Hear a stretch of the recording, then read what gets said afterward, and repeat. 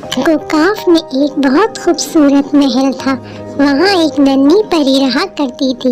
नन्ही परी को रंग बिरंगी चिड़िया बहुत प्यारी लगती थी।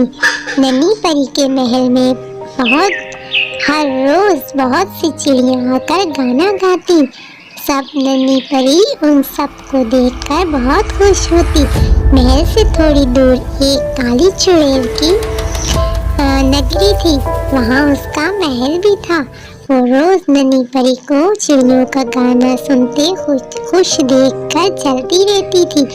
एक दिन काली चुड़ैल ने सोचा कि वो करके नन्ही परी की सारी चिड़ियों को गूंगा कर दे तो कितना मजा आएगा। तो काली चुड़ैल ने ऐसा ही किया। नन्ही परी की चिड़िया बहुत रोती और महल के आसपास उड़ती रहती। ये सब देखकर बहुत दुखी हुई और उसने काली चुड़ैल के जादू का तोड़ ढूंढना शुरू कर दिया। एक जंगल में नन्ही परी गई तो वहाँ उसे एक काला कौवा नजर आया। काले कौवे ने नन्ही परी से पूछा, ए प्यारी नन्ही परी, आप यहाँ क्या कर रही हो? तो नन्ही परी ने उसको सारा किस्सा काली चुड़ैल का सुना दिया। कौवे ने नन्ही परी से कहा कि काली चुड़ैल की जान एक काली कौवे में है। अगर तुम उसको मार दो तो काली चुड़ैल का सारा जादू खत्म हो जाएगा। लेकिन वो कौवी जिस जंगल में कैद है वहाँ सांपों का जाल बिछा हुआ है। कोई भी आसानी से वहाँ तक नहीं पहुँच सकता। नन्ही परी ने कहा, मैं जरूर कौवे को मारने जाऊंगी।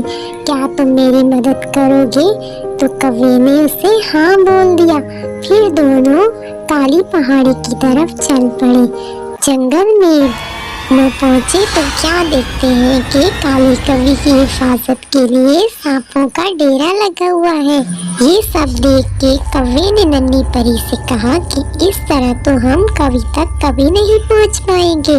हमें कुछ दिमाग से सोचना पड़ेगा।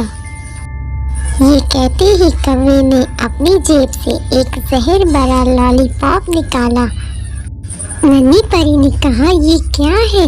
तो कौवे ने उसे एक तरकीब बताई कि जब हम ये जहर वाला लॉलीपॉप कौवे की तरफ फेंकेंगे तो वो इसे फौरन खा लेगी, क्योंकि कौवे सालों से भूखी है। नन्ही परी ने कहा, ये तो बहुत ही अच्छी तरकीब है। लेकिन कौवे भैया, कौवियाँ भी क्या लॉलीपॉप खाती हैं? कौवे ने उस नन्ही परी को जवाब दिया कि वो कोई आम कौवी नहीं है, वो एक जादुई कौवी है। तो उसे जादुई जहर से ही मारना पड़ेगा। फिर क्या था, कौवे ने जब नन्ही परी ने और कौवे ने जब लॉलीपॉप कौवे की तरफ फेंका तो कौवी बेचारी सालों से भूखी, उसने जैसे ही लॉलीपॉप को देखा तो उसे चाट लिया। कौवे के लॉलीपॉप को चाटते ही उसके मुंह से अचानक खून निकला और वो तड़पने लगी।